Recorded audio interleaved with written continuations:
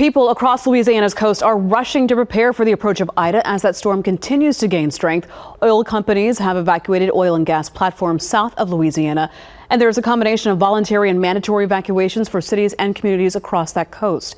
Ida expected to bring dangerous coastal storm surges and flooding rains, and that's a particular concern to low-lying areas outside the New Orleans levee system. Robert Arnold traveled to Houma, Louisiana today. That's about 60 miles southwest of New Orleans. He's live now with a look at how folks there are preparing for this storm. Robert? We're alongside Bayou Terrebonne, where you have a lot of shrimp boats and some charter boats tied down. What you're really looking at here is a lot of people's livelihoods are on the line with this storm barreling towards this part of the coast. As the crow flies, we're about 40 miles north of where Ida is expected to make landfall. The entire area is under a mandatory evacuation, and what we have seen today has been the last-minute scramble for some supplies. As for the people who are still here, many we talk to say they do intend to stay put. As Ida moves closer to land, stores and restaurants throughout South Louisiana were closing down. Residents grabbed a few last-minute items as gas pumps ran dry, and there were long lines at the handful of stations that did remain open. As we drove from New Orleans to Houma, we saw some of the resources ready to help residents impacted by Ida. Louisiana National Guard is key to that plan. We're going to be delivering MREs out of the FEMA distribution center in Roseland. So we load up MREs, water. Thousands have headed north, but not everyone is leaving. We staying. Yeah. Why? Why not?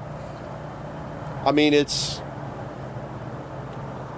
I had the choice to leave, I would have. The wife don't want to leave. Chad Eshite and his son are trying to quickly finish repairs to his shrimp boat. After that, he'll hunker down with family. They come in and stay with us. Him and his wife and the 3 kids. Others are relying on history. We got everything we need for our animals and our family, and we'll ride it out. Renata Billiot was born and raised here and says she survived every storm from Katrina on. Doesn't believe Ida is any different. It could drop down, it could turn. You never know. Those are kind of big ifs, though.